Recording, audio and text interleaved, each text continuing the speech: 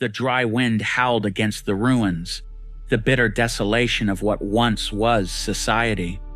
The sky itself, angry, roiled with blue and black mutant clouds which spat thunder and lightning in vast storms. These aberrations of nature, the wailing cries of a forsaken world, would form and continue the devastation of the surface. Plunged into an eternal blue night, navigation was difficult. The churning currents of electrical energy in the clouds was the source of the strange dark blue light.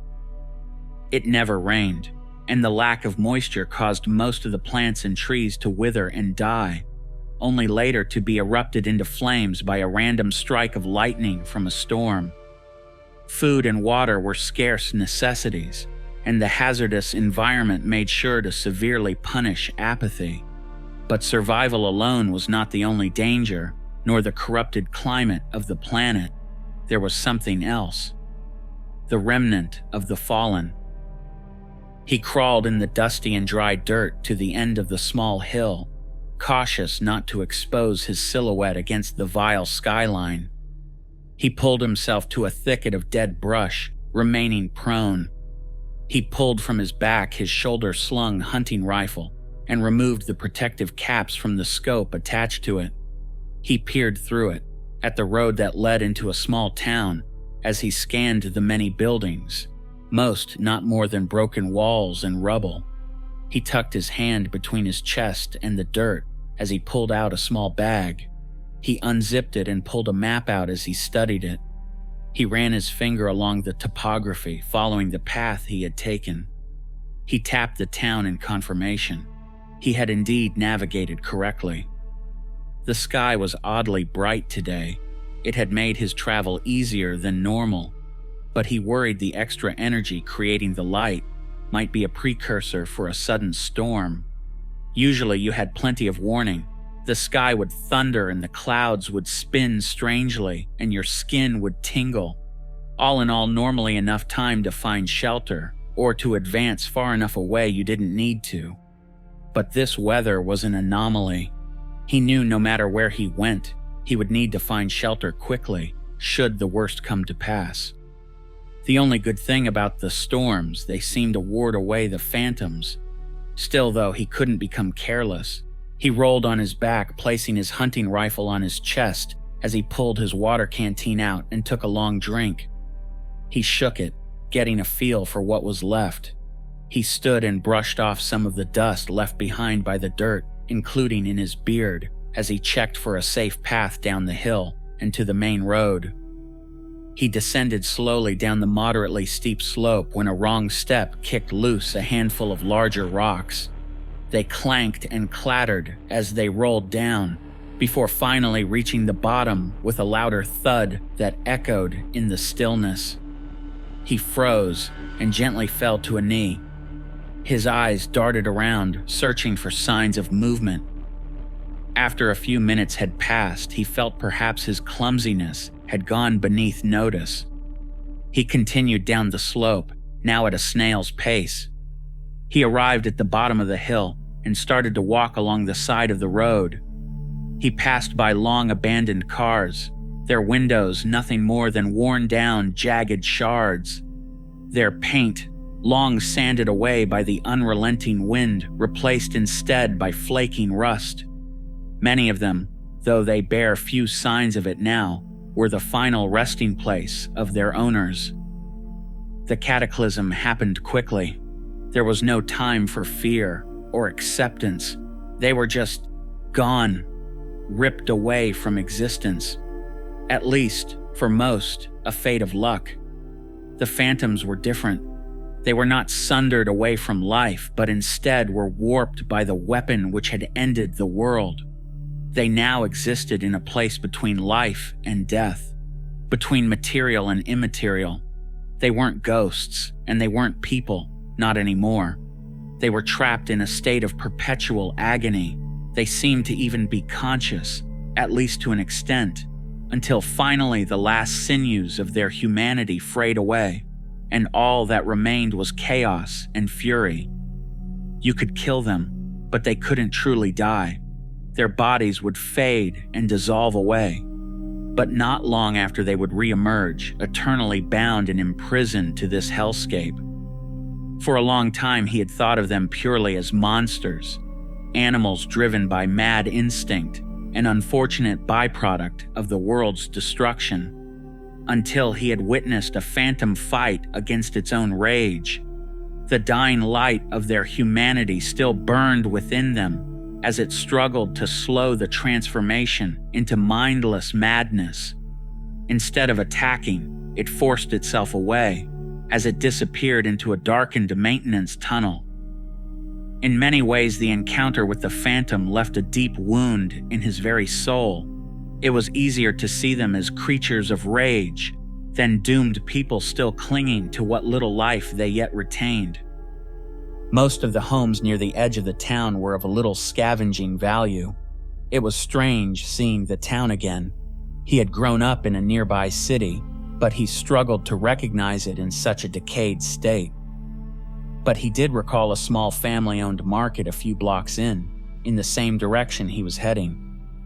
There were few times in his life where he had felt such unrestrained purpose, but this journey was more than just hunting for resources.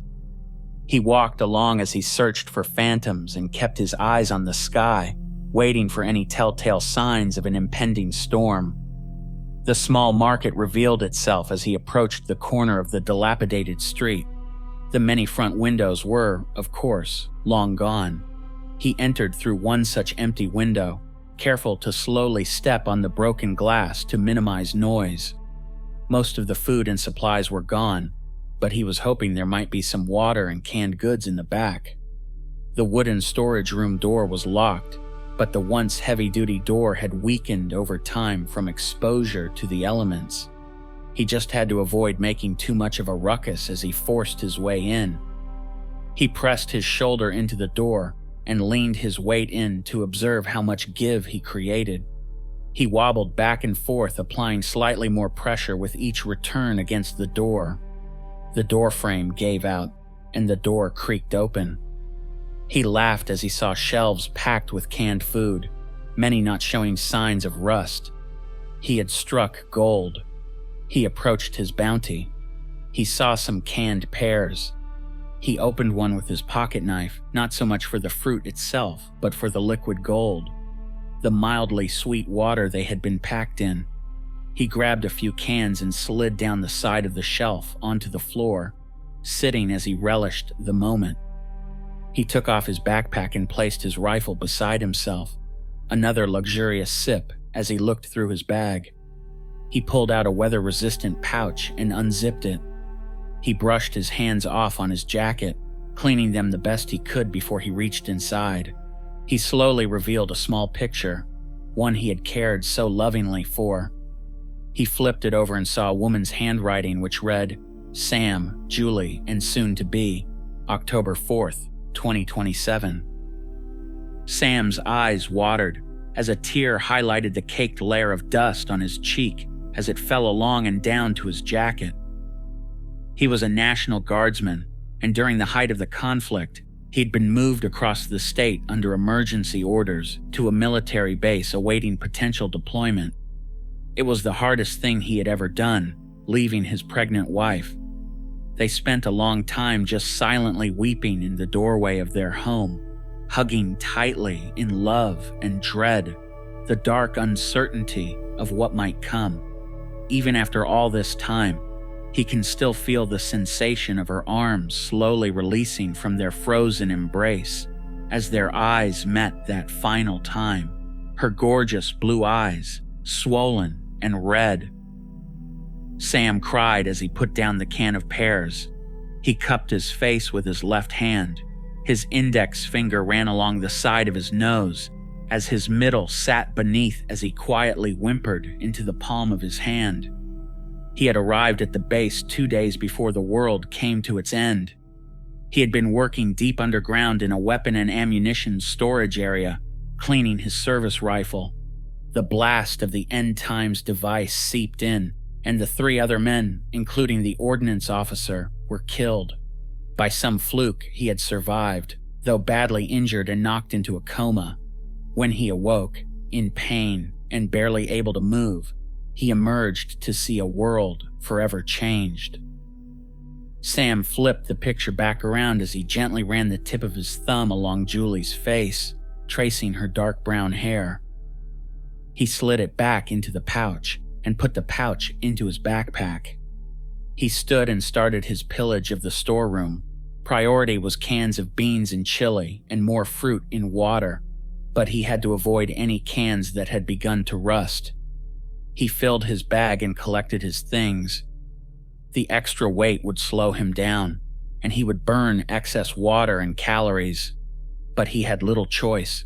He had to keep moving, and the odds of another score of this magnitude were slim to none. He walked back to the now broken storeroom door as he halted. He swung his rifle and brought it up. A phantom was right outside. Its body was pale and white, and it gleamed a bluish energy which illuminated a small area around itself. Its blackened eyes looked sorrowfully around as it almost floated above the ground. Its arms were tucked into its chest as its right hand clawed at its left forearm. The clothes it had been wearing during the blast hung like ghostly transparent tapestry along its body, torn and barely recognizable, like a snapshot of the person at the very moment they ceased to be, reborn as an anguished wraith. It spoke muffled and barely understandable words. It apologized to no one, just repeating the same phrase, "I'm sorry." Sam held it at gunpoint, but he wouldn't fire unless forced to. The phantom continued drifting along, grief-stricken, alone, and unaware of Sam. Sam was shocked. He had heard phantoms speak, or rather, make noises, but those instances had been more akin to the guttural bellows of enraged beasts than a person's consciousness. He felt a sudden sadness he was powerless to resist as the phantom drifted further down the road. He wished he could end its nightmare, but even in killing it, it would just return. Maybe there was a certain mercy to let it linger in what little life may yet still reside within. But while Sam had theories, such as each time one was killed and resurrected anew, that this expedited the snuffing out of what little human soul remained, he couldn't be sure. It wasn't like he could perform an experiment to monitor a phantom's descent into madness. But this encounter, along with a few in the past, made him feel more confident that some of them still had some part of themselves, however small, still alive, still fighting to stay in control. He poked his head around the edge of a window and observed the phantom as it continued even further away. When he heard the rumble of the clouds, he watched the phantom as it seemed to change in disposition, from sadness to fear, to what Sam might even describe as pain. It was reacting to the coming storm. It drifted along and seemed to disappear into nothingness as Sam looked around for a good place to find shelter. Across the street, an old warehouse. The small door built into the large rolling warehouse gate had long fallen off its hinges. Sam rushed across as he entered the dark and musty warehouse. The industrial windows at the top of the tall metal walls were yellowed, but still mostly intact, as he saw flashes of distant lightning. He could feel his skin tingle as he looked for strong cover within the warehouse. An old box truck with flat tires. The rear cargo door faced the back of the building and thus provided better cover, so he hopped in. There were old boxes filled with what looks like clothes. He huddled towards the middle of the truck container. He pushed the boxes together to create a makeshift barrier as he laid down. The thunder was incredible. It vibrated the entire building as the lightning grew in pace, not more than a few seconds in between blasts. This storm was unusually strong, as Sam's skin started to hurt as he felt currents of electricity flowing through him. He tightened his muscles and gritted his teeth. His only recourse was simply to endure. Even with his eyes closed and inside the box truck, the blinding flashes of light bled through. He rolled onto his stomach, trying to minimize his exposure to the light. as he covered the sides of his face as he lay face down. He started to smell smoke. The lightning had undoubtedly caused a fire. He hoped it was far enough away because he couldn't risk moving at all. The time between the thunder and lightning had started to grow. The storm was beginning to move away. While he could still hear thunder in the distance, it was safe now to survey the area. His body ached. The storms were always nasty and lethal business. He dropped from the back of the truck and went back towards the warehouse door. The family market was an inferno. He could feel the heat even from across the street. He looked around and saw more buildings which burnt readily, their dried and decayed structures the perfect kindling. At least it'll be a while before any phantoms show up. They always flee the storms, though Sam wasn't entirely sure why. But he did find the phantom's reaction interesting. He had never witnessed one in such close proximity to a storm. Its reaction was visceral pain, as if caused by the storm itself. Sam wasn't sure how long it had been since he first awoke in the rubble of the military base up to now. There were no days that you could count, just perpetual night of various blue-only brightnesses. Every piece of electronic technology had been fried. Only pure mechanical devices worked, but most modern cars would never see life again. After Sam had nurtured his broken body from the blast and redeveloped the ability to even comfortably move and walk, he searched the base for more survivors. This was when he had his first encounter with a phantom he recognized. It was a medic from his company, a respected and beloved colleague and friend. Sam wasn't even sure what he was seeing. The man's body was entirely white, with a faint blue glow. His eyes black, the man mumbled incoherent noises. Sam called out to him as the medic approached.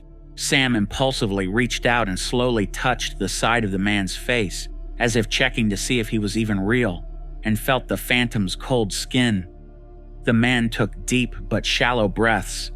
Sam watched the expression of agony grow on the phantom's face. Suddenly it grabbed Sam's hand, not out of malice or anger or hate, but of desperation, a plea for help. Sam, startled, pushed the man away. The phantom's pain changed to anger as it snarled and screamed. The medic lunged and knocked Sam's still recovering body to the floor with a painful crack as he rode atop him, smashing into Sam's chest. Sam struggled against the blows as he pulled a small knife from his pants pocket and continuously stabbed the phantom until it stopped. The former friend still sat atop him, just stared into Sam's eyes, and Sam into the black of his. The multiple knife wounds bled a black, translucent blood which dripped down and onto Sam, but never actually stuck to his body or clothes, simply vanishing away. The man fell off to the side and died again. The blue glow around him slowly faded, leaving just a light gray husk of an alien man. After Sam's encounter with his former friend, he gathered supplies, including his former commanding officer's treasured hunting rifle, and went into the mountains. Aimless, hopeless, and alone, all he could do was survive. And even then he wondered why he resisted the inevitable, tortured every night by the thought of his wife and their unborn child, of which he had no question in his mind that they were dead. Why continue to struggle? He could end it right here and right now. But he decided he wanted to go home. And so his long trek through the mountains began. He had to stop and scavenge for supplies along the way, as he learned more about the new world he inhabited and the devastating effects of the storms. His best guess, from an internal clock perspective, was that he had been traveling for at least 2.5 months. The road was long and dangerous, and yet he had come so far. He had crossed almost the entire length of the state to come home, and before him now, he watched the family market's ceiling cave in as the flames heartedly welcomed the fuel as it belched a burst of smoldering ash into the already smoke-filled air. This small town was only 15 miles from his home, and the path was more or less a straight highway. He was so close after such a terrible journey. He had questioned multiple times if his decision to come home was the madness of isolation and loss, but the found purpose in the goal gave him the motivation to persist. He knew he wasn't going to find Julie or their child. Even their home might be laid to ruin, and likely was. There would be no body. There would be no burial, no ceremony, no song and dance. But he would be home, together, as much as he could be. His incomprehensible feelings of love and longing were the only things he had left. And if he was to die, he wanted to die with his family, no matter the cost. He would come home to Julie. He set off down the road, following in the wake of the storm, which continued in the direction he was already heading. He neared a big intersection and saw the highway sign still attached by a single screw. He was oddly grateful now for the storm, as it would offer some protection on his long final stretch. It's a strange feeling, one that is never quite easy to get used to. Seeing things once used and loved, abandoned, like the many cars on the highway he now walked beside. Each belonged to a person he will never know, not even their names, each a representative of a life lost. It's a numbing feeling, like something just beyond reach, and with every passing moment, further away it becomes. The melancholy was broken by the glint of blue. Sam halted as he knelt beside the rear of a rusted wreck. He aimed his rifle down the highway. A phantom, agitated, patrolled around a few cars. It struck the hood of one. The storm had gotten too far ahead. Sam could easily put it down, but he wanted to avoid undue attention. He walked off the highway and slinked around in the dead trees, cautiously paralleling the highway as he approached the phantom's location. He could hear it still hitting the car. Each time it got a little bit louder as he neared. Sam watched over his shoulder as he tiptoed along, trying to avoid making too much sound. When he heard something, a twig snapped, but not from him. He turned and saw a woman, her skin pale and white, her eyes black and her body glowed blue. Sam cursed as he raised his rifle. The woman snarled and leapt towards him. He fired, striking her shoulder as she collided into him. She tried to bite into his chin as they rolled in the dead brush. He smashed the butt of the rifle into her head and knocked her off as he cycled the bolt and chambered another round. Her face and shoulder bled the odd black translucent blood as she screamed, preparing to charge Sam again. Sam shot as the round slapped into her forehead. The black blood ejected outwards in a grotesque mist as her head snapped backwards and she crumpled to the ground. Sam raced to his feet and cycled his bolt again, as the phantom from the road now too was in pursuit. This phantom was a large man, and it was fast, faster than any phantom Sam had fought before. He tried to fire, but the creature was already atop him, and when the round went off, the phantom's impact deflected the rifle away and sent the shot into a car down the highway. The beast swept Sam off his footing as the two collapsed into the dirt. Sam rolled, trying to protect himself as it clawed at his face. The phantom's fingers dug into Sam's left eye and into the socket, ripping his eye out.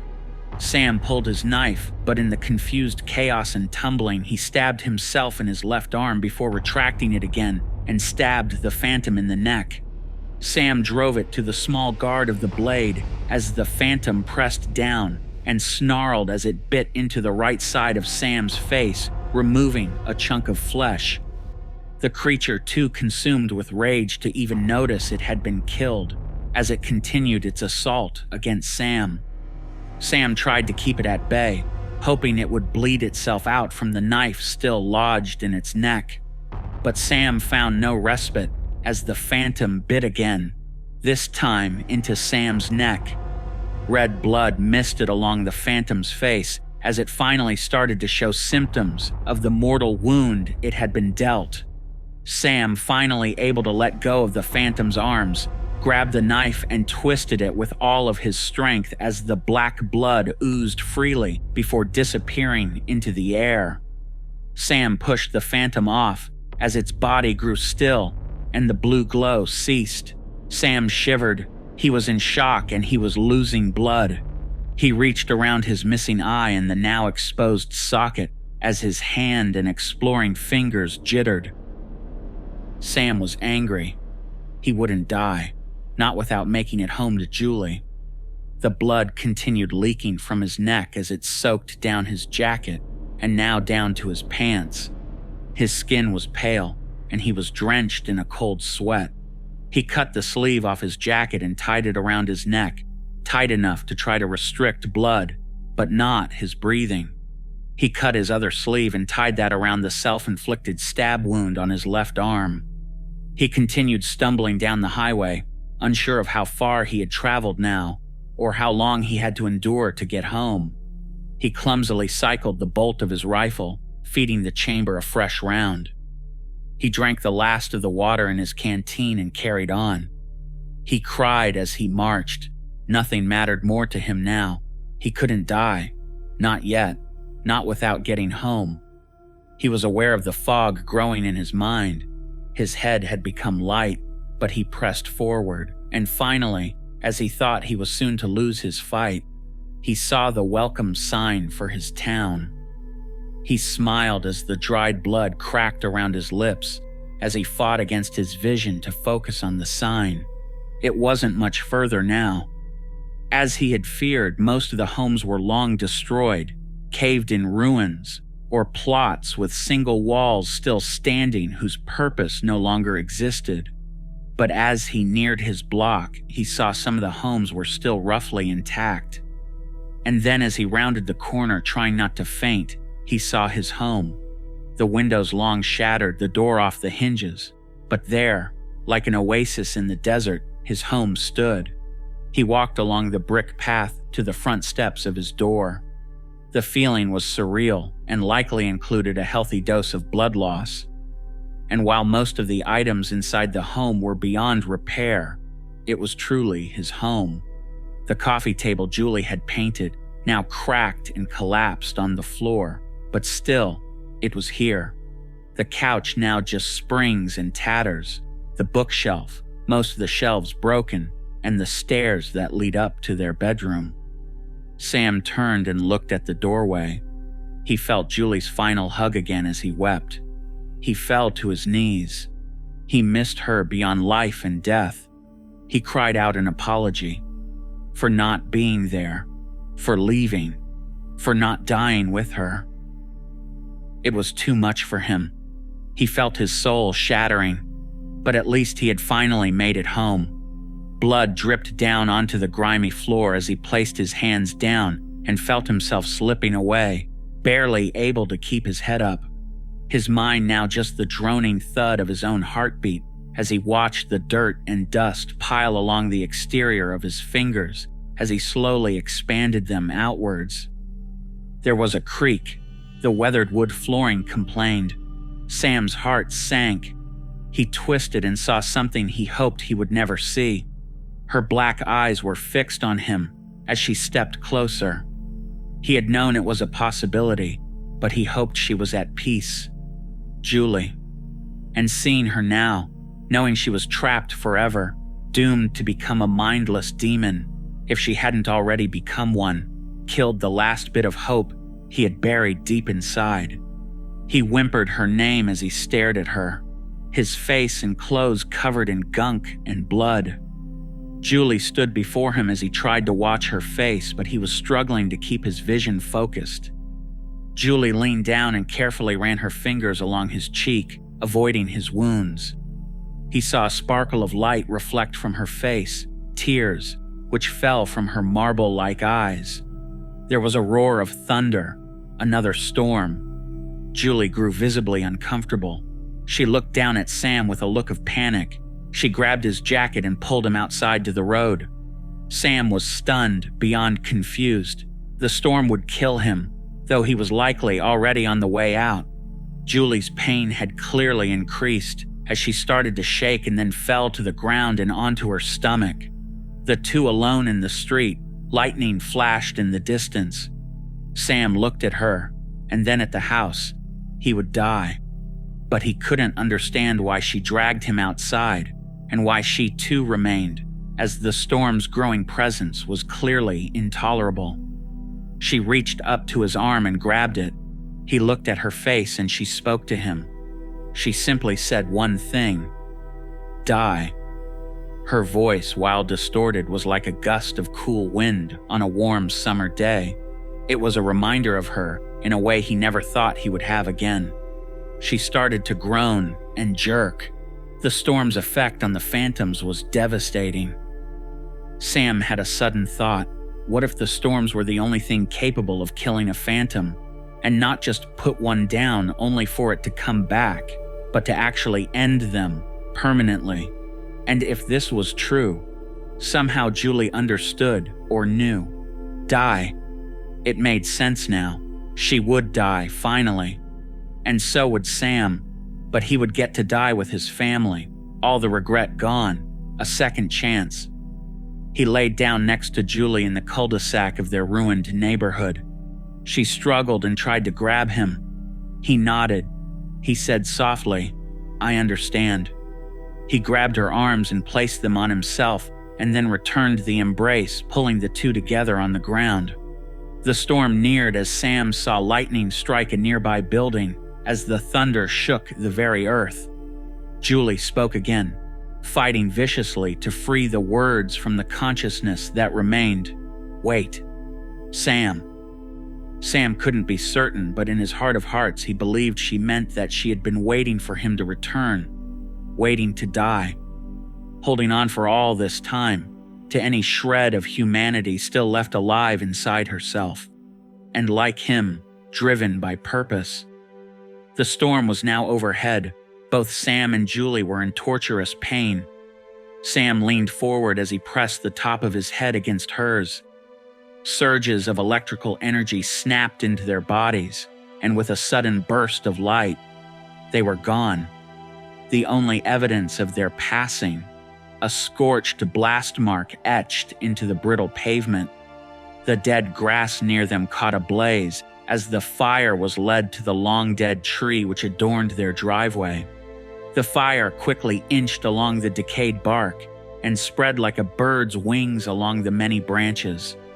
The storm's dry winds flung embers to the roof of their home, and soon the fire, now an inferno, fed.